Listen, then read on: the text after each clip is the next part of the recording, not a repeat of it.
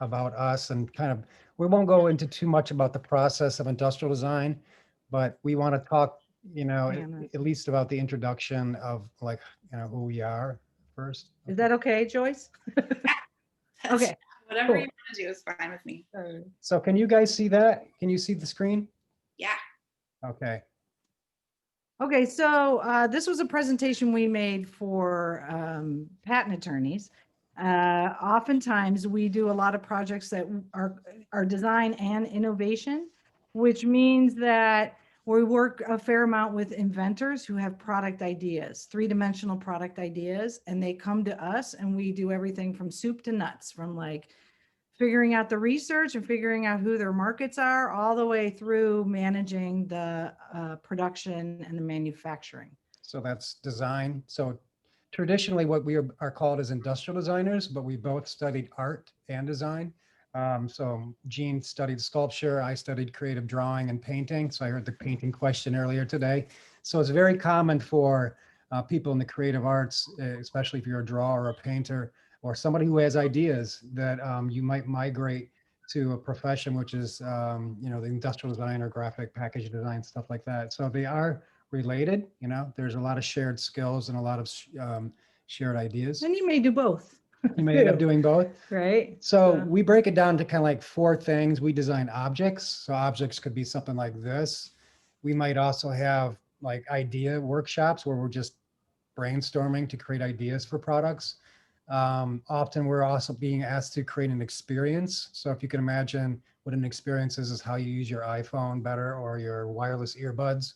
And then sometimes we're asked to design spaces. So if you look around the office space that you have or your desktop setting that you have every day, everything that's in your periphery is probably touched by a designer or an architect at some point. So these are objects that you work in within a certain specific space. And I should also tie it into what you're doing now. We also do logos and we do some graphics, but we don't consider ourselves graphic designers. So we don't do book layout, corporate, promotional materials, that kind of Right. thing. So there's similar but different things Right, about it. right. The industry, as everything else, has become more specialized as things have gone on. So I won't get too far into this one, but we made this for a patent attorney, group of patent attorneys who needed to understand also what industrial design is. So basically, design can also assist inventors to creating intellectual property, and this means like patents, trademarks, anything to do with the possible utility or something that might be original that you could license. So if you have an idea for a shoe or a hat or anything, somewhere that idea comes from somebody, and then the idea has to be protected most often, and then you want to try to make money on it. So that's basically the idea that, somehow the idea goes into production and somebody uses it. And also we increasingly, those of you that are interested in sort of the planet and sort of the impact of products, industrial designers are increasingly educated about strategies for product development that kind of mitigate climate change or materiality, how things come apart, how they might be recycled.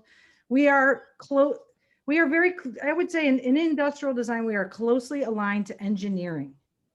You don't have to be an engineer, but you work with engineers, right? Because we are all expressing something in two dimensions that have ultimately become an object, a table, a vehicle, a train, a diagnostic tool in healthcare in a hospital, something like that. Industrial designers work I always say it's everything but buildings, pretty much. Right. Industrial designers do everything that's physical. So I think, just if you look at those words, I think curiosity and strategy and exploration.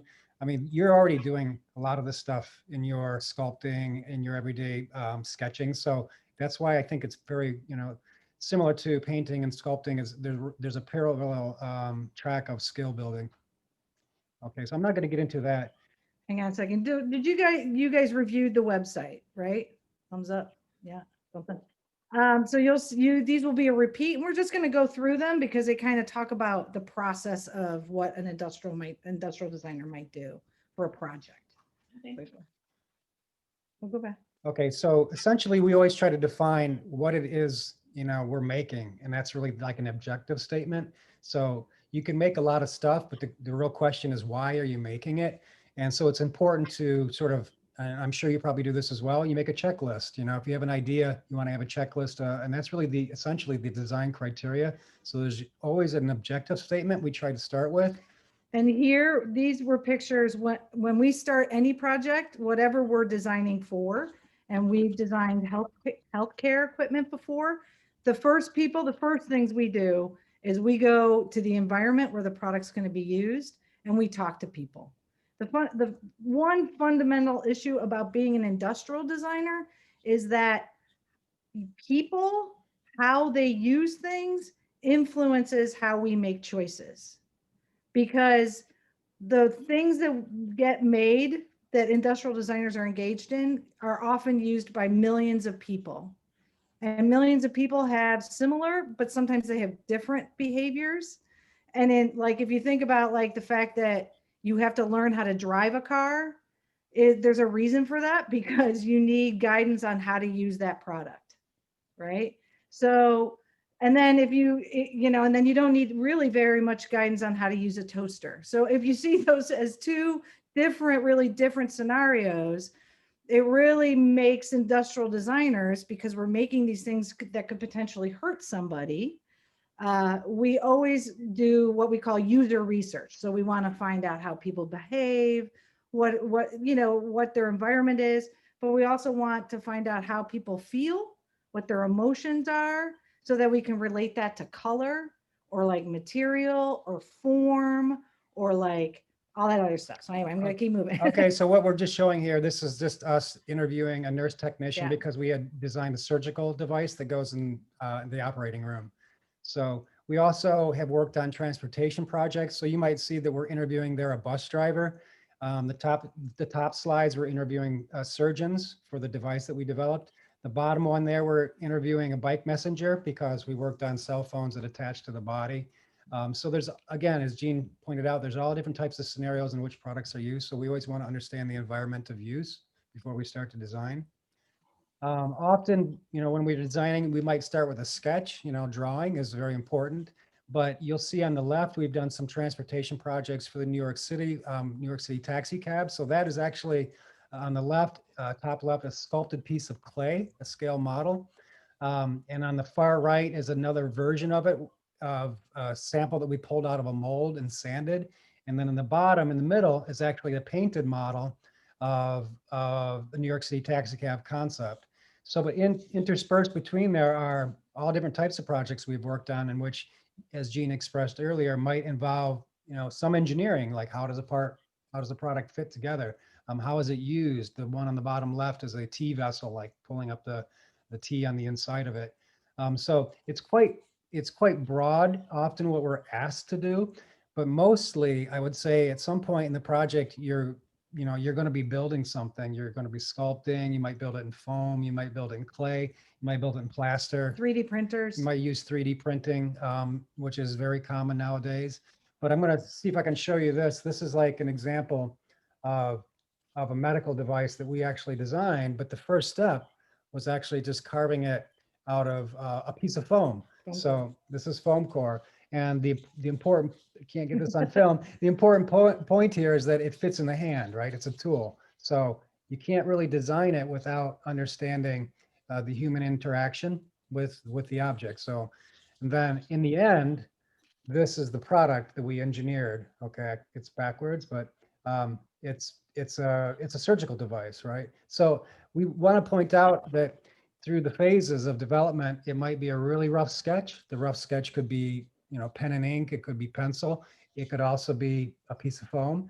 It could be sculpted in clay and wood, and then it eventually comes to a final production model. Goes through engineering. And testing is a big part of it. So, I'm also showing here engineering parts, not to get you too scared about engineering, but if you can have access to any type of 3D CAD programs, Rhino, I know some students are even starting this pretty early. What's the other one? GrabCAD. Onshape. Onshape. These are all free. Fusion 360. These are all pretty much free 3D software programs that can install on most Macs or PCs. So, if you want to just dabble around 3D CAD, that's mostly what we do every day, is just kind of moving things around and sculpting in that way as well. We can just, Yeah, I'm not going to these. go through all of that, but Yeah. here are some examples. We do a lot of photorealistic renderings in CAD. Sorry, just keep going. So these are like, try to get the exact color, the shape, the reflection, the texture of the product before a model is made. There's a picture of a rendering of a cab we 3D developed. cab that we developed. And, we did it in a lot of different colors as well. Here's an example of a dual purpose pen that we won the patent for this inventor. So basically it toggles between the highlighter and the writing pen. This has been on the market for, I think, 15 years. We, designed this probably in 3 days, and it's a multi, how do you say it? Universal Yeah, knife block. Yeah, universal night block. Yeah. Sometimes things don't go into production. This was, like when you have a art call for a gallery to submit your work. This was from the New York City to submit ideas for public utility chairs, to sit outside. And so the idea is chairs nesting together and made out of steel. So it never went into production, but nonetheless, it was a great idea that we presented a concept for. That's the surgical knife. Yep. The one you just And did. if you're doing graphics now, we also develop the logo that's integrated into that form. So it's called C-Safe. And they want a patent. And just so you understand, basically we were handed a cardboard cutout for the idea. It was just a little piece of cardboard. And then the whole process was to develop something that they could test and validate. And it's they're using it now. So But- it's a safety knife for cesarean section deliveries. Yeah, it's not very glamorous. It's not very glamorous. Those are the Wow. models. Those we're just showing you there the different phases of the models, and the one on the left there is the first cardboard cutouts. I think that's it. We have the one, you show the cab. We're going to show. Or do another you guys want to presentation. ask questions? Or do you want to show stuff and then ask questions maybe? Maybe show a little bit. Well, I don't know. Does anybody have a question right now? This is good. Are you seeing that I changed the screen? Yeah. Yeah, You see okay. a drawing of a car? Yeah. Okay. So this Wait, was wait, does anyone have questions before we anybody have keep any- going? Okay, we'll keep going and the reason I like to show these really rough sketches is I also teach drawing. We both teach industrial design. Gene teaches at Pratt and I teach at CUNY in Long Island City. And I'd like to show these really rough sketches because often, students will say, I can't be a designer because I can't draw. Well, I really truly believe everybody can draw, right? So really what's important is when you're drawing is, I think this page really exemplifies that, is you want to communicate what your concept is. So you might want to show multiple views. And it's not like a really pretty, super rendered image. It's just pen and ink and some pastel, but it really is a page that describes in one page the idea of a transportation system for New York City, like a very small cab. And we should, since he's talking a lot about drawing, Russ drew those and then scanned those images in and brought them into an Illustrator and like an Adobe Suite program. And then he put the notes in through the text tool. Right. And then he could build the icons on the presentation. And that's a nice way to kind of like, as you guys are drawing, just to bring drawings in through, Photoshop and then kind of making them into a more clean presentation. So Right. I Because thought that would be helpful. you could scan them in. I scanned in this as a black and white and some marker, and then or you could take a photograph with your with your camera and then just bring it in and experiment in Photoshop. So some of the shading was actually just done in one layer in Photoshop. Anyway, we'll just, keep going. Oh, Okay. no, good, yeah. So More I'd drawings. like to show these really rough sketches because this is something you should always be doing, either in the arts or design, whatever. You should always continually practice drawing and sketching because, I stopped for quite a while. I think it's a side note, but everybody in our industry is kind of migrated to 3D CAD or Photoshop. But I really enjoy just like sometimes just the really little drawings where ideas come from. And you can see I just cut them out and I just put them on a piece of white paper. So I have a record, right, of where the idea came from. And it also shows the turning the form so you can actually explore the form in different views. It also doesn't cost very much money. Right.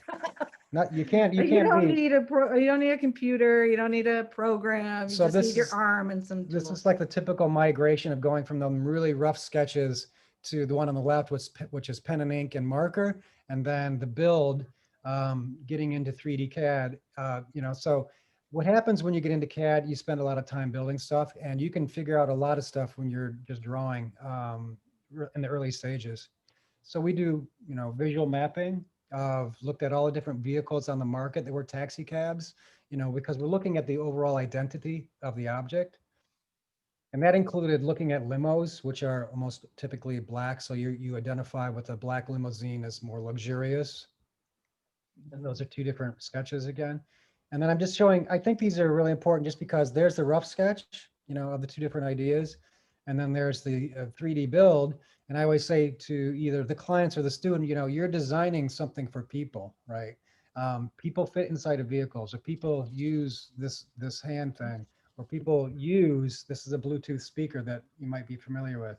So these are all things that help advance the idea, because you have to hang it, or you have to put it in your pocket, or it has to fit in your hand in a certain way. So for cars, it has to carry a certain payload, a certain amount of people, the type of propulsion system. So there's always a lot of drivers that help influence the design aesthetic. These were two of the renderings that made it into publication. And this was actually very influential for the New York City taxi project that, they came out with a new vehicle soon after that. So design is sometimes, this never went into production, but design can also be to create awareness. This was a fantastic awareness campaign for the city of New York. This just shows how, is a translucent side, how people fit inside the vehicle in the front and back renderings. And I think it's important when you design stuff three-dimensionally that, you don't just draw the same view every time. I'm trying to get some ideas here. I don't have any out, but Okay. you kind of want to show, you want to get used to really rotating your object to show the different aspects of the formal development. Those are the different ideas for it. This is the interior. And we like things like this to show because, again, it's not always about developing something in the computer. These are done in our shop. We sculpted, fifth scale models of two different vehicles. So on the gray, the brown stuff is clay. And then, Well, we made an armature out of wood, and then you use a clay that you heat up that they use in the auto industry, but you make a thin skin and you keep sort of sculpting back and adding clay and sculpting back until you get to the where the rendering is, where the design is. And then on the upper middle pictures, we made molds, just really simple plaster molds. Very much like a fiberglass mold. And then we did an interior hollow part, right? So those models on the bottom were actually quite light. So I guess I'm trying to think of an analogy. it's like if you had a fiberglass chair, it's very similar to Right. the old fiberglass chairs that are molded. So those with a hard, thin yeah, skin, those hard shells are like a very thin skin of fiberglass that we have to sand and paint Yeah. and sand and paint. Yeah. So there's typically a lot of physical skills that you always have to, Yeah. keep up on too. Sculpting clay was not very easy. And then making the plaster molds is actually an exciting part when you see your part pop out of a mold and then you can sand and paint it. Right. I think that's why we talk a lot. I think that's all we have to share. I mean, we have more, but we'd go on Yeah, forever. I could keep No, going. just stop. Stop for a minute. We could chat. All right. Yeah, I think that the reason we talk a lot about making things is in terms of designers, don't show it. Yeah. That makes us, that defines what we do differently than a graphic designer. You know what I mean? Like we do packaging, we'll do graphics, but we are really much more focused on the physical objects. That's where most of industrial designers' focus is. So that makes us a little bit different than graphic designers. And so if you're a sculptor and you like to think about people, then you might think industrial design might be interesting because it's sort of like sculpting, a little engineering, and then how people use things. So here's a product I designed. You might be familiar with it. I designed this 25 years ago. it's still in the market, right? It's a children's sippy cup. It's fun. It has a certain fun design language to it. And we talk about design language a lot because there's a big difference between a children's sippy cup, and this is one of our past students, and this is a dog toy, where this is also fun, but it's for a dog, right? It's a completely different market category, also fun. Okay. So that's basically what we do. This is a Bluetooth speaker, completely different form language because it's a completely different market. So last thing I wanted to show you was just, did you see that I changed the screen again? Yep. Okay, so I like to show just sometimes, when you're drawing, I think it's important as a designer to always look at the world around you. And so I often have students look at 1.2 point perspective, just to kind of see where you are in a space and how you could change that part of the world around you. Part of it's just observation. So I think it's important to, not lose sight of the classical training that you might be getting, 1.2 point perspective, and then practice the media that's available to you. So like pen and ink is readily available on white cotton bond paper. That's, basic cotton copy paper. This is just, practice, always look around with the tools that you have and what you can do with them. I think it's also important to look at proportion. These are in shadow, light and shadow, positive, negative. And again, I'm always looking to try to, give multiple views of the object, and not just one singular view over and over again. So these are just ideas that a student, put together, intersecting blocks. Yeah, just to be clear, these are student This is projects. student This is works. I starting just out? kind of want to show you like, Like just, college level. yeah, college just, student. introduction to industrial design at college level. And then a lot of students are working directly in Photoshop, or you might already have some of this, like a sketch pad with a pen. And so just drawing directly on the pad and then bringing it into Photoshop to color it, and you can put your notes in that way. So the technology offers you guys a lot more these days to try different new ways of exploring forms. And then as a designer, I think what Gene pointed out, we're not engineers, but we have to think about how things go together. Um, Form development is one thing, but at some point, someone has to figure out how all the components go inside or how it's going to be manufactured. And so you can also practice just doing exploded views and counting the number of parts. And that's a good exercise too, if you're interested, In making anything really. making anything, You're just interested in sculpture. look at what your parents are Um, throwing out and just kind of ask them if you could take it apart, and see how it's put together. And that's just a good exercise anyways.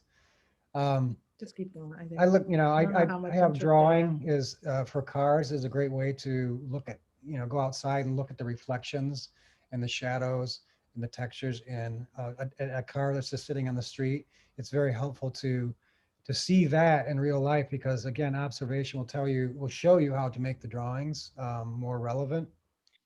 And we haven't done a lot of furniture, but furniture is a big aspect of what industrial designers can work on as well. So, um, these are just concepts from a student. There's two different ways to look at it. One is a very bulby form. The other is a very architectural, linear form. But again, just concepts, it could be wild, you could do all kinds of stuff. There's no real set way sometimes to do things. And, just further examples of how we would approach things, as a class structure for industrial designers. Again, these are in Photoshop. Some of them are sketched by hand and scanned in. Okay, I think that kind of gives you a broad, view, model building for motorcycles, story building, making presentations in different formats.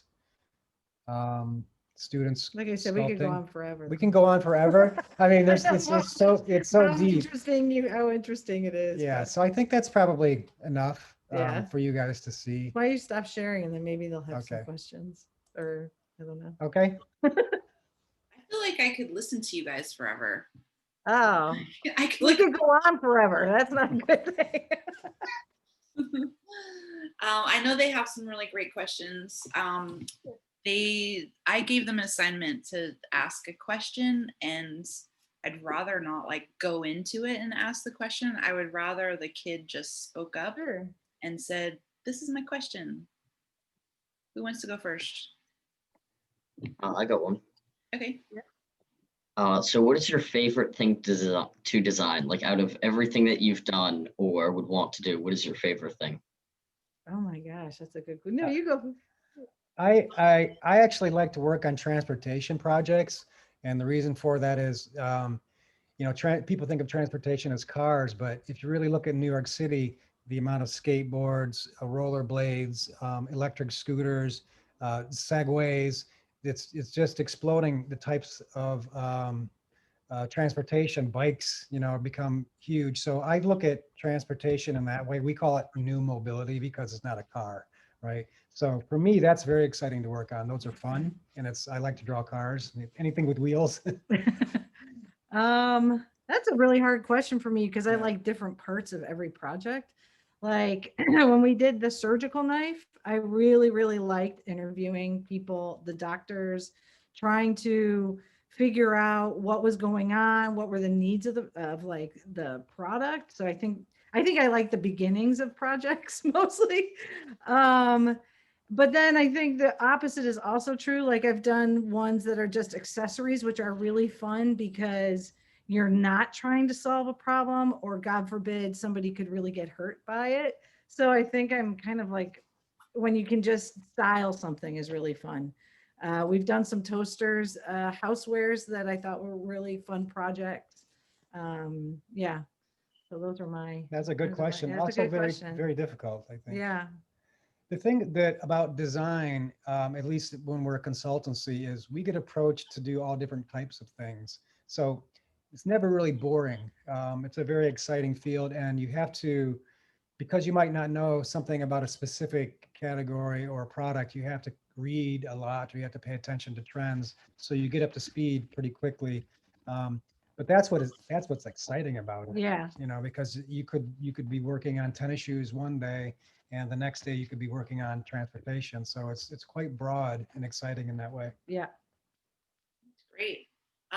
Isaiah, you have a question?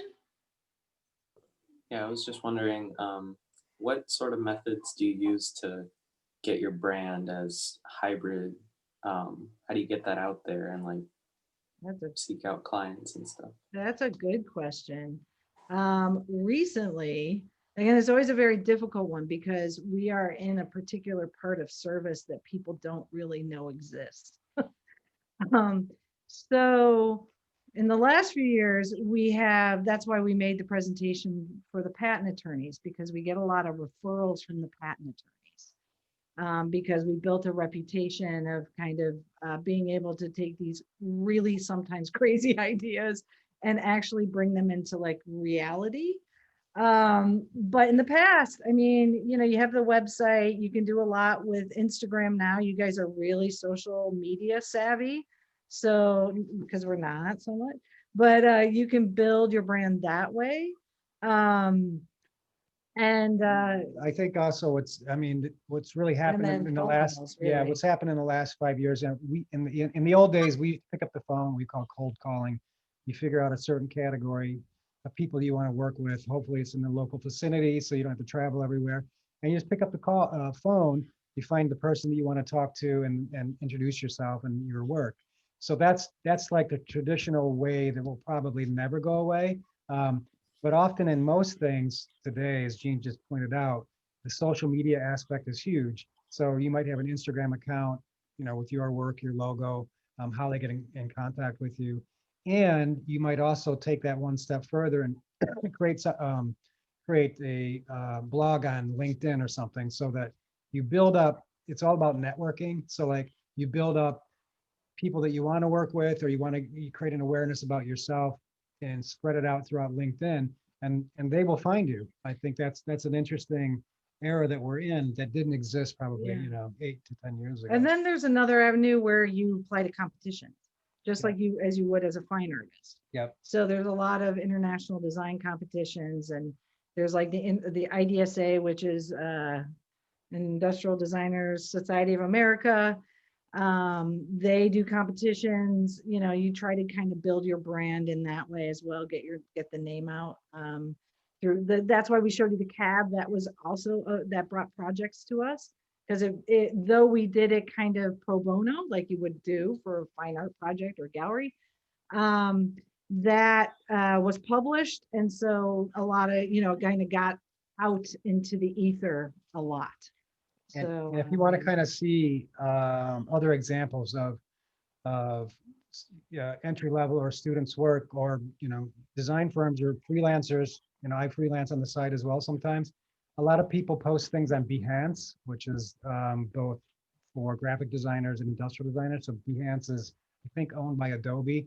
But you can see an example there of what's being shown and how to get in contact with designers independently.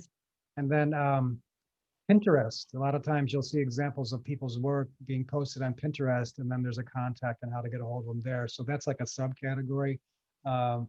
And I think also Got it. word of mouth, eventually your work gets out there and people recognize, and I always say this, if you ever put anything on the internet, make sure that your name and your date, the date is on it, because eventually someone's going to see your work and they're going to want to know who did it, right? So that's just very common knowledge, but a lot of times people forget that once you put it out there into the world too, if it doesn't have your name on it, it can also be stolen, right? So, and that happens a lot. So you gotta kind of control it through the network. I'm so glad that you asked that. Before we ask Jack's Mhm. question, Isaiah did ask me a couple of days ago a question about like, he's been making really great logos and things like that. And um, is there like a short answer as far as like kind of putting a patent on your artwork, or like somehow putting a copyright on your artwork? Yeah, you can get Copyright. uh, you can get a copyright on artwork. You can also get there are two kinds of patents. One's a utility patent and one is a design patent. Mhm. So you might investigate design patents, but What- like if it's graphics or logos, wouldn't it be a trademark? Yeah, Or if it's graphic, copyrighted? if it's a graphic logo, first, we're actually working on a project right now where we have to create a name for both the company and the product. And naming is extremely difficult because anything you put out into the world that's not protected will get copied, right? So you also want to make sure that you don't infringe on someone else's name or badge, and especially with logos. But would that be a trademark then? So right, if someone has a trademark, you see it next to the logo, it's a trademark, and it could be a trademark on the word, not just the graphic aesthetic. It could be just like soft tech or something like that. So you, as an independent, you don't always have to go to a trademark attorney. You can go to the patent and trademark website, and then it's not so easy to navigate, but you can do a little digging on your own just to like say, oh, I have this idea for a word, and then it might ask you for the association of what is it associated with as far as a product. And so you can do a little bit of search on your own to see if it exists. I always say that that's kind of like the number one thing you got to do first. If you want to trademark, protect anything, just Google it, right? So type in the word that you want to use, or the combination of words, and it might bring something up.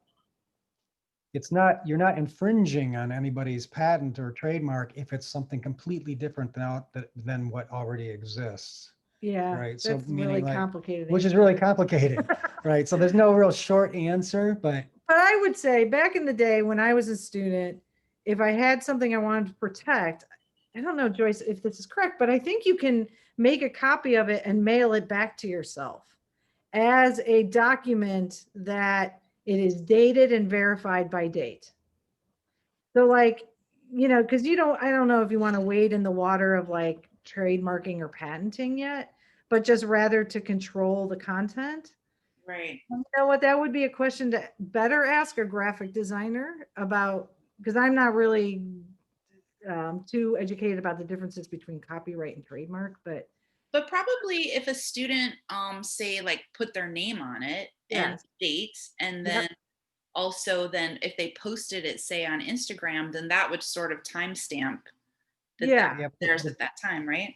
yes, Yeah. but the thing with anything that you protect is it's only as good as your ability to protect it. So Yeah, to meaning that defend it. is to defend it. So that means that once it's out there in the ether, in the public domain, if someone sees it and they alter it ever so slightly, or if they even copy it, then you have to have it protected, and then you have to go after them. And I say, know, it's you a know, fine line. so I it's mean, like, then you have to, write them, get a lawyer to write the letter to say, don't use this and stop immediately. Yeah. So it's not easy in that way. But if you really want to go through the fundamentals of it, just go through the basic steps and see if it exists already. Just as a general rule, I wouldn't, if you really wanted to protect something, never put it out there until it's protected. That's just the bottom line. Because once Yeah. it's out on the internet, there's no way you can really pull it back. It's going to be out there forever. but if you are willing to risk it a little bit to say, get your work out there so it's seen, Right. I don't know. I mean, it's kind of, it depends on what the intention is, really.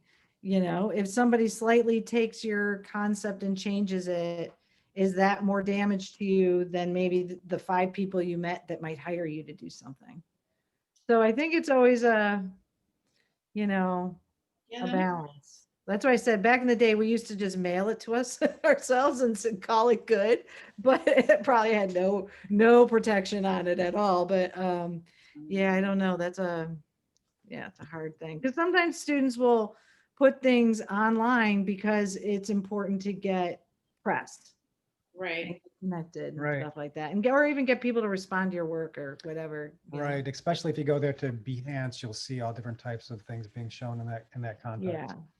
Right. Okay. Thank you so much for answering that. Jack, did you have a question? That was kind of my question, but it was so a lot of your creations, they all have like their own name, like the taxi cab or the surgical tool. But is it under your company name, like Hybrid, or is it like like the cab I saw was named like Mini One? Right, right. That's a good question. Most of the work we showed you, we do for clients who pay us to do the work. So the surgical knife was for paid project. That was a project through the company. The taxi project was pro bono for us. That's a really good example of what we were just talking about. We did the cab project to actually raise awareness of us as a company, As well as right? helping So the that's city, like we own that content. as well as Yeah. being part of the City of New York's initiative to do it. So we got a lot of publication based on the work that we self-funded. Yeah. So that Yeah. to answer your question, the mini modal, I put that out. This is a great answer for both questions. We put that out into the public domain. We didn't protect it, and it got so much publication globally. Within 2 months, people were calling, "Hey, where's this going to be made?" So, and it turned out to 2 other projects after that, which was a bus. So there's always ways to leverage, how to protect your work or not, and just get promotion, like self-promoting. But most of the projects we showed you were for pay. Yeah. Like we got paid to do them. Yep. For other clients. So when we finish a project like that, all the files, all the models, everything we've generated becomes their property to protect or not to protect. You know what I mean? Yeah. That's Yes. good. Thank you. Yeah. That's cool. Okay. I'm just gonna ask like maybe 2 questions more. What's the hardest thing that you've had to design or prototype? Well, we're doing 2 projects right now. One of the ones that kept us up, I think, was the Surgical knife. surgical knife. You have basically 3 minutes to get inside of the uterus and not injure the baby, Or the mom. right, or the mom. So that was pretty nerdy. That was the hardest project. Yeah. And we're doing a baby project again. So anything that has to do with liability, like I think makes you stay up a little bit longer at night. Yeah. So that's potential. And I think sometimes we're asked to do things that go beyond what's physically possible. So we're doing a sanitizer project in which it has to squirt some amount of alcohol liquid inside. And so alcohol reacts to certain things, and there's the combination of physics, right? So it has to pump and do something, and we don't know if it's going to work. right? So prototyping is very important, and it really helps us feel better about the use of something Yeah. and then to prove it out. So there are two projects that we have in house right now. One has to do with the physics of liquid that makes me nervous, and then the other one has to do with the liability of adding Hurting electricity somebody. to Yeah. a baby product, which has its own liability. It So may in fact be the innovation part of the process yeah, that's the hardest. there's always these unknowns, There's but just unknowns these and they have to pop up, and then you have in your mind and your drawing, I think I know it's going to work this way. I've seen it in these other products kind of work similarly, um, but it's not until you actually get the physical build of it yeah. that makes you feel better. So I would think the liability, anything to do in the healthcare industry. There's a big thing that industrial designers talk about, which is like pushing something to failure, like to kind, and I think this applies to everybody in the arts, is like you have to get very comfortable with failing, with things not working out, and then having to be like, okay, what could be a different alternate solution, or that's, I find sometimes the hardest part is the like unknown of it. Yeah. Right. And I think that comes, when you're finishing a painting or drawing or a product model, it's kind of like this moment that you're like, oh, what if I can't finish it right? Right. And so you might have to start over, right? Or you might have to really kind of just reconfigure a way to solve the problem. And I find that anybody in the creative industry, doesn't matter if you're doing music or building a model or sculpting or drawing, you kind of reach that moment where you kind of either throw it away or you have to start something new. But Right. you kind of have to have the willpower to stick with it and really plow through it. And sometimes And that's when the aha moments happen. You're just like, I can't get it, and then suddenly it comes to you. and truly do not be afraid of failing. Like, I've never met a great artist or a designer or anybody who didn't talk about how many times they messed it up. Yeah. Or like, like how many times they tried to draw the, whatever. Just don't be afraid to fail. And especially because we both teach in college level, that's what I really like students who have that kind of mixed confidence of like, What if I did this? sensitivity, but also failing, right? Right. Like not afraid to fail. Because And- like you learn stuff so much faster just by cycling through what doesn't work. And I think there are also parallels between teaching and the real world profession. Like, I actually appreciate students, as a teacher, we say, here's the objective. We'd like you to try to do these things. So you should try to do that. And we get that as well with a client. Like, here's the objective. Please try to do these things. So we do those things to answer the objective. But I think sometimes you owe it to yourself and the client or the teacher to say like, hey, what if I also did that and tried a new way to look at it? And that's a way you can challenge yourself to try new ways of solving problems. And I think Yeah. that's sometimes what's really surprising is, you come up with amazing stuff, and then you have to take the rest of the time to create the story to tell it, So I think that's part of the process. And Jean pointed out, things are going to fail and some things are going to really go. You just don't want to fail when you're already in the market. Somebody's using a product. Right. That's why you want to fail really a lot and early. Right. So we do a lot of testing. We do a lot Yeah. of, build something, see if it works. And if it doesn't work, then you move on to something else. Right. That totally makes sense. I would also like to add in there that rejection is part of that whole thing. Like, you can't get discouraged by rejection. I was Yeah. thinking, like, how many times was I rejected in 2020?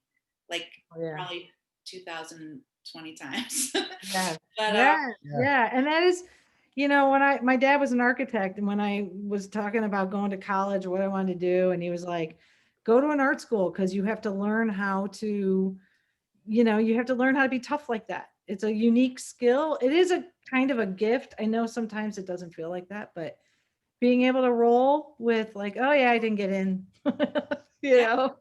I'll put it in the big pile instead of the little pile. Right. I totally get it. Yeah. great. Okay, there's one more question, and it actually, you've already sort of touched on this, so that's good. It's from Kara, and she says, what kind of courses would I take in high school, college to learn both design and engineering? Would physics and computer science be helpful to learn a little more. Absolutely. Absolutely. Well, we met in art school. So we have a BFA, which means it's more geared probably to fine art. The industrial design path is more geared to maybe a fine arts side than an engineering side. But there are schools that are much more aligned to their schools of engineering. Pratt used to have a school of engineering. It doesn't anymore. So, but the engineering in most art schools comes through the CAD development, and sort of what Russ showed you is the exploded views and kind of learning how to expand all those things. A background of physics would be really helpful. And you said you said She was said it computer science science. would be also really interesting, So there's- because there's a whole Russ and I were talking about, kind of telling you this, but for a number of years up until recently, we would always call ourselves industrial designers. Some people would refer to industrial designers as product designers, but now that the web has come up, and sort of usability and interface design, which is aligned to kind of computer science. That's this. This Thing in here. yeah, all the user-centered stuff that has to do with computer science was driven through industrial design programs and sort of industrial design departments in corporations and stuff, but they have become separate individual kind of pathways. Right. But if you have that background, what I would suggest is to kind of look for a school with a good ID program, but maybe also a really good, interface design it's program. And basically- then It's you can called use user interface or user interface experience. So Right, a lot of experience design. designers, experience design, a lot of designers, if you have that also under your degree, you're going to do much better. Yeah. Because if I look at the jobs that are being posted today as compared to maybe even 5 years ago, I would say 70% of them have to do with understanding user interface. So that means if you know how to do any type of coding, or if you know XD Yeah. and Adobe, you could do website design. Just look at everything that's sold on the internet. It's basically, that's the store, right? So website design, it's all tied into design. Right. But today they call that product design. And in the old days, Yeah. it was object making. Now it's both. That's Right, why I held right, up the right. cell phone, because everybody can relate to, that's an interface. Right. And that's very much what web And- designers do. And if you want to stay in New York City, like if you think about, I want to go to college and come back, having a background that has a computer science background with an ID background, like interface and industrial design, there's a lot of jobs in New York City too, looking for people with that kind of training. So Right. definitely that's a really great combination Yeah. of skill sets and interests. And another part of the industry that's kind of dovetails into that is gaming. What's really burgeoning now is a combination of virtual reality and gaming. So if Headsets. you can think about the stuff like headset, that. and then all the building of the software and the interaction inside of the headset. So that's all programming, right? So that's gaming, storytelling. Someone's drawing that all out. And I might recommend some schools for some. Carnegie Mellon might be a good school. University of Cincinnati might be a good school to look Savannah, I into. think Savannah, Georgia Savannah College of Art and Design, has that. and probably Stanford, maybe. Yeah. Stanford for maybe graduate school. They have a B school for design at Stanford. But those would be good school, like big universities that have big concerns that you could kind of, and universities, colleges increasingly are interested in transdisciplinary activity. So they might have a kind of degree path already existing, or you could put things together. Universities and even art schools, like we're doing that at Pratt too. I'm working more with the science department on sort of like biomaterials and stuff. So universities are looking for ways to kind of put, different kinds of interests together. Designers and scientists Yeah. and, together, to work on projects. Yeah. That's a great question. You guys got great questions. Yeah. I know there's smarty pants bunch here. Yeah. Okay, well, I think that's about all the time that we have, but I've learned so much, and so I know that they've all learned a lot as well. And we can't thank you enough for coming and sharing your experience with us. It's been so great. Well, thanks for giving us the opportunity. I hope it was interesting or whatever. If anybody wants to reach out to us, they can find us. Joyce can share our emails. Yeah, thanks for the opportunity. It's really fun. You guys have great questions, and I'm really excited to. I'm sure there's like a digital or virtual show coming up or something so that we can Oh yeah. see your work and. Oh yeah, there is. Oh my gosh, I forgot. I feel like I turned our work in so long ago that I forgot That's that it's okay. coming up. I think it opens a week from tomorrow. Excellent. right. So Yeah, and you guys are so lucky to be going to LaGuardia. It's a great program Yeah. and yeah, enjoy it. I know it's not the best moment, but yeah. we're all in it. So Yes. All right. Have a great year. Have a great year. And thank you for the invite. yeah, thanks so Thank much. you so much. All right, Okay. guys. Thank Take you care. so much. Thank you. Bye. Bye. Bye. Okay. Hi everybody. Oh, I guess they hung up. Okay. Bye. I'm gonna end the call. Bye, Miss Riley. Have a Bye. nice day. Bye. Bye. Bye.